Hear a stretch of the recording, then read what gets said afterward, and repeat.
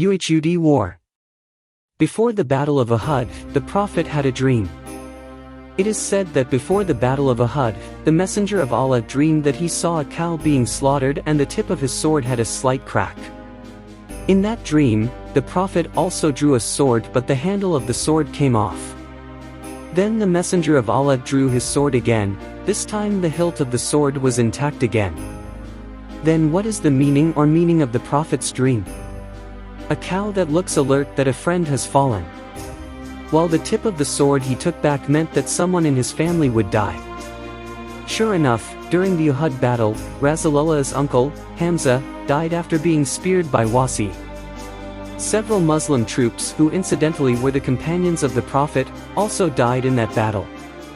About 1 year, Abu Sufyan succeeded in gathering troops and combat ammunition which were many and abundant, around 1,000 camels, 1,500 dinars, 3,000 trained Quraysh infidel troops and 200 cavalry troops. In the month of Shawwal, the third year H or 625 AD, the Quraysh infidels departed towards Medina.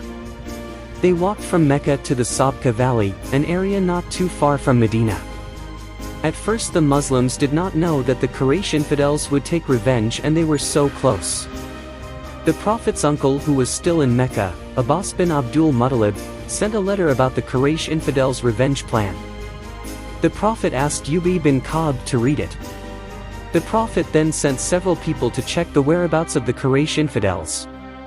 It turned out that what Abbas said was right. The Quraysh infidels wanted to take revenge and were currently making camp on the outskirts of Medina. The Prophet immediately gathered his companions. They discussed how to deal with the Quraysh infidel army, which had a large number and sufficient ammunition for war. Some of the companions argued that the Muslims should not attack until they arrived at Medina.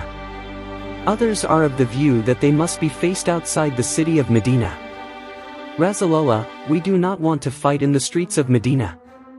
In the Jahiliyyah era we always made sure that this didn't happen.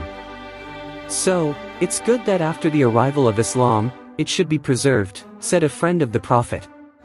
After a long discussion, it was finally decided that the Muslim troops would leave the city of Medina and face them in the mountains of Uhud. Long story short, with the strategy implemented by the Prophet, initially the Muslim forces won the battle at Uhud. Although their number was only about 700 people, while the Quraysh infidels reached 3,000 people. Events turned around when the archers who were on the hill and were tasked with protecting the Muslim troops on the battlefield left their post. After seeing the enemy troops who were considered defeated, they went downstairs to collect the spoils of war, Ghanima. However, their predictions missed. The enemy troops had not really lost. The superiority in the number of troops was put to good use by the enemy troops, so that in the end they were the victors at the end of the war. The Muslims suffered defeat and many of them died in the battle at Uhud. Among them are Abdullah bin Jazi, Hanzala, and Hamza bin Abdul Muttalib, the Prophet's uncle. Some important events in the Battle of Uhud. 1. The killing of Hamza, the uncle of the Prophet Muhammad. The killer of Prophet Wasi bin Harb said, "Before I was Jubair bin Mut'im's slave, Jubair said to me, if you can kill Hamza, then you will be free and free from slavery." 2.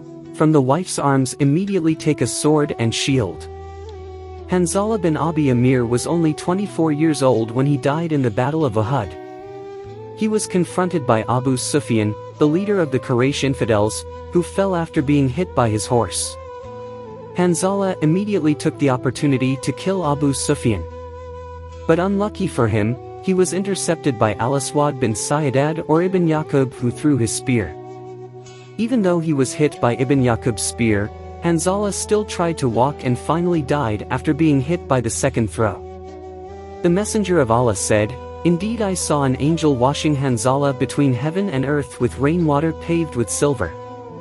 Ask his wife what's wrong with him." Hanzala's wife replied that Hanzala went to war in a junub state. In the history of Al-Waqidi it is stated that Hanzala married Jamila bint Abdullah bin Ubay bin Salul.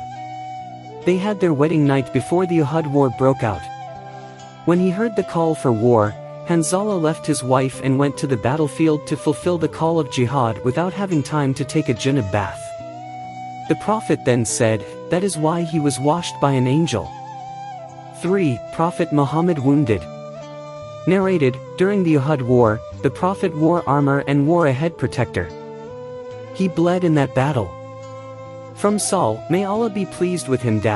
He said, when the Prophet Sallallohu'alaihiwassalam's head protector broke and his face was bleeding and his incisors broke, Ali went back and forth to take water using a shield, as a water container, and Fatima washed the blood off. Is on his face. When Fatima saw that there was more and more blood than the water, Fatima took the hazar, i.e. a mat made of leaves, and then she tore it and put the tear in the wound of the Prophet Sallallohu'alaihiwassalam, so the flow of blood stopped. Hadith narrated by Bukhari number 2903.